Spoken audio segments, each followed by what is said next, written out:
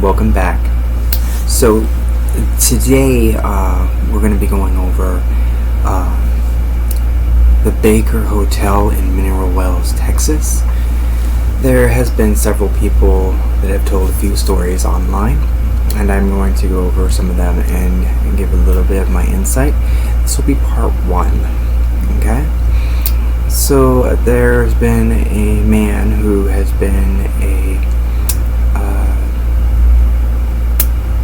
firefighter for, it says, several years, and he says that he investigates fires, so he knows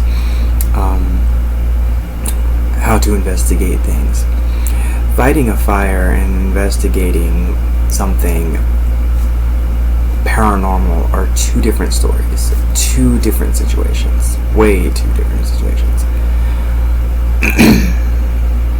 So, as for that, I don't think you can say fighting a fire is the same as doing an investigation, being a medium, dealing with the paranormal every day. It's a totally different situation, but a good analogy, I guess. It can be very similar, I guess. You know, it's still an investigation. The stories. So the stories began in Baker long before they closed, and that doesn't mean that the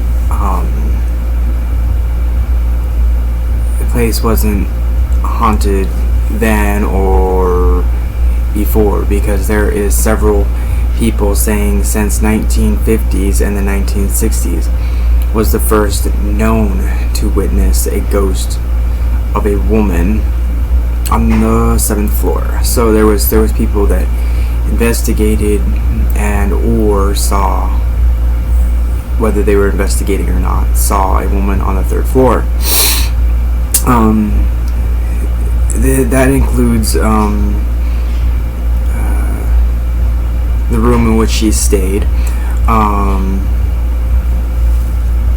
The room in which she stayed, she apparently had jumped out her window on the 3rd floor and committed suicide.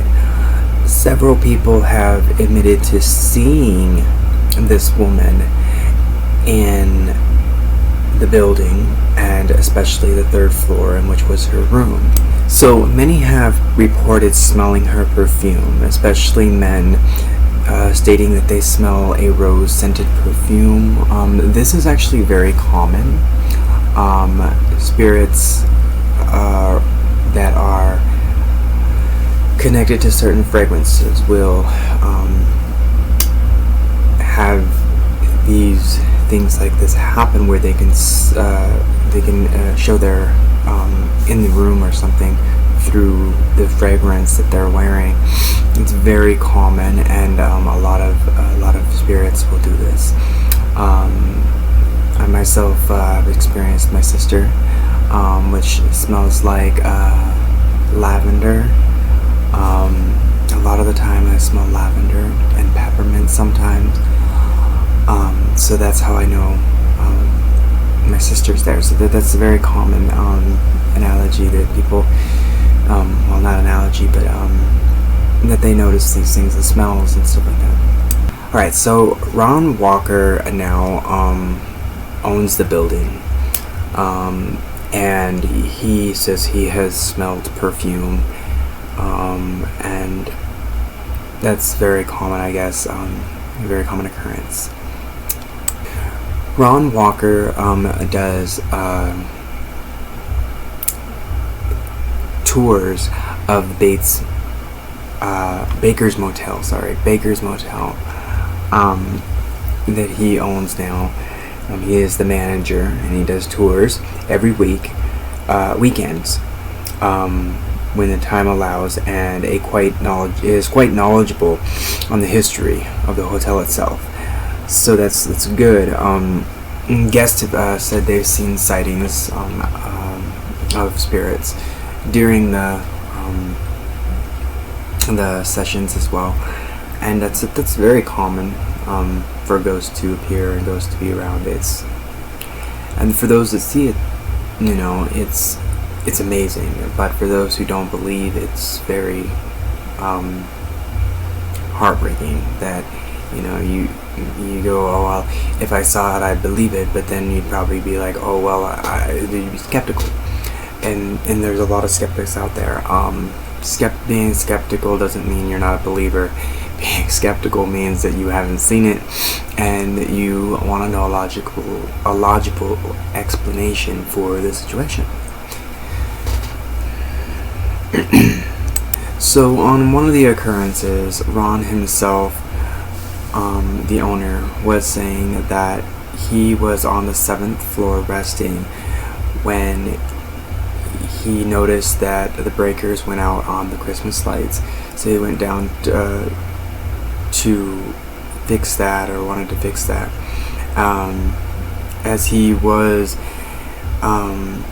fixing the fuse box, he could hear someone slowly tiptoeing by, as if not to disturb him. Well, a very common thing that spirits will do is they'll just go on with their everyday thing, like reliving or rehashing their lives. So he decided to speak to the spirit and say, I'm not here to harm you. I am here, I am a friend. And so that was one of his occurrences. That was on the 7th floor. On the 11th floor, there is photos of the Barzo room. Sorry, I have a hard time pronouncing things. So a couple was taking pictures. That room has been there since World War II. And there's photos of that era that people are dancing around and whatever. People were saying that they heard voices. So his wife asked, do you hear that? And there was voices and dishes clanging and music playing. And the response was, yeah, why? What is that? And there was several other people, I guess, in that group that heard the ballroom as if it was up and going, even though there was nothing going on in there. Some of them were in there, some of them just passing by. A young woman who worked at a fast food drive-thru in the early 1990s reported that she and another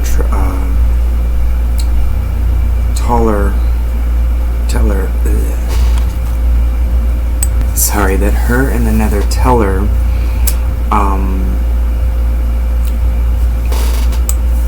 had workstations facing the huge hotel itself, and during the slow period they would be looking out the window over to the hotel, and they would see various windows opening and closing by themselves. And at this time the hotel was closed down and there's not supposed to be anybody there. It was non-functional at the time, and that was in the 1990s. Upon noticing this and it happening so frequently, they started to watch and noticed a pattern changing off and on, where the windows would open, the windows would close, the windows would open, the windows would close. And this is very common in old drafty buildings, where the people will go in and they will open one side of the hall and then open the other and then close the other, so that there's a breeze blowing between and clearing out the draftiness. So at the point of it not being open, yes, it could have been spirits, and that's not something I would deny. So another issue we can go over is in the 1980s there was people that were seeing these occurrences. In the 1930s there was a little boy about 6 to 8 years old was the only one to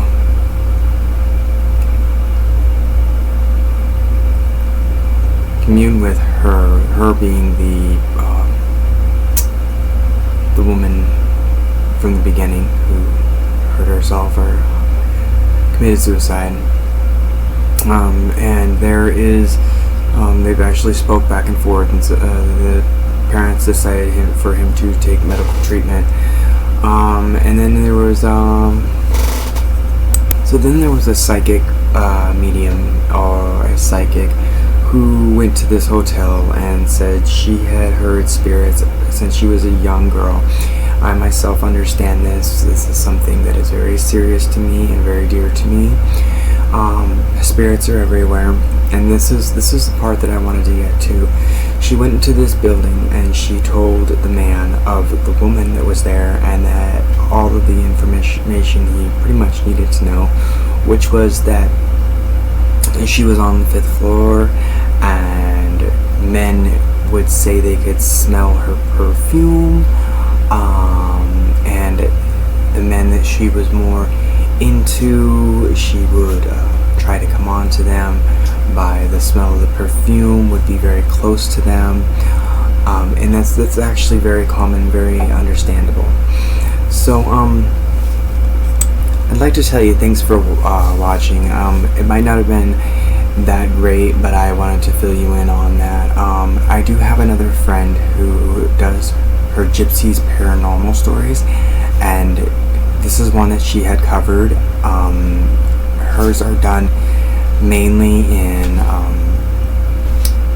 like a story form where you can read them along, but you'd have to pause sometimes to keep up.